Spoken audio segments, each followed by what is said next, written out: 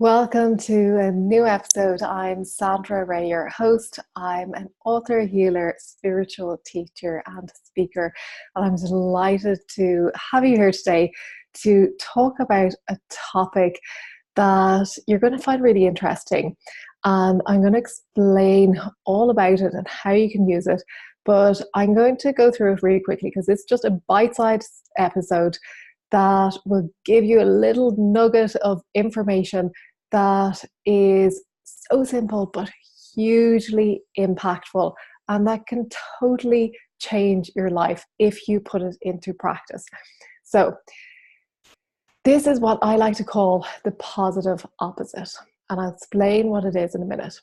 Now, you've probably heard me talk about before the negativity bias. This is where we are prone to negativity first and foremost, or what I call, looking for the worst case scenario. It's where we are looking out for danger, which was used, to keep us safe when we were in situations where we could have been eaten by some sort of creature or predator. But it's not so relevant today, but we still have that negativity bias where we immediately jump to the worst case scenario of what could happen. So when you notice yourself doing this, I don't know if you've ever done this, do you ever have a phone call from somebody on your phone? And it could be a family member, maybe it's a friend that you haven't heard from in a while. And your phone rings and you suddenly think, why are they ringing me at this time? Maybe they don't normally ring at that time, or maybe it's out of the blue, you're not expecting a call from them, and you suddenly think, oh, maybe something's wrong. And you jump to the worst case scenario and you think something bad has happened. And then you answer the phone and they're like, hey, how are you? And everything's fine. So it's that type of thing where you immediately jump to the worst case scenario. And what you're going to do is, if you find yourself doing that, is to select the positive opposite. So it's the best case scenario. So if you do find yourself looking at your phone and suddenly thinking, oh my goodness, why is this person ringing? Something bad has happened. And just notice yourself doing that and then thinking, okay, well, what's the best case scenario? What's the positive opposite of something bad happening? And it's like, well, maybe they've good news. Maybe they're ringing me at this unusual time of day because they've got good news rather than bad news. And just think of the positive opposite.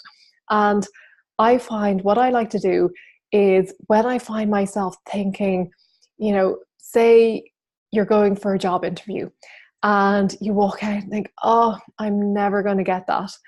Then just reverse it and think, well, what's the positive opposite?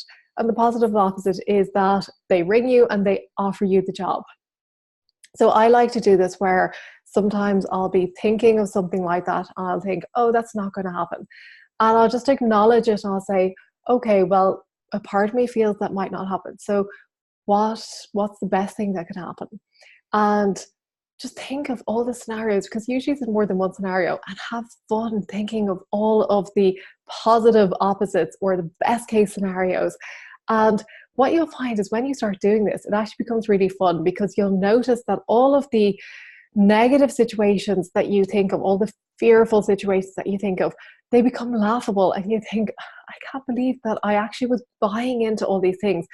And if I think of a worst case scenario, what makes that more likely to happen than the best case scenario? What makes, one thing more likely than the other? And usually there's no reason or rhyme to it. There's no rhyme or reason to it.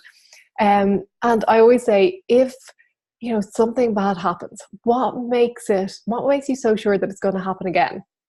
If somebody falls and hurts themselves, say you break an arm, and then you suddenly become fearful every time you walk outside of falling and breaking your arm. It's like comparing it to walking out in the street and finding money on the ground. And then suddenly, every time you open the door, walk out the street, you're like, I'm going to find money on the ground.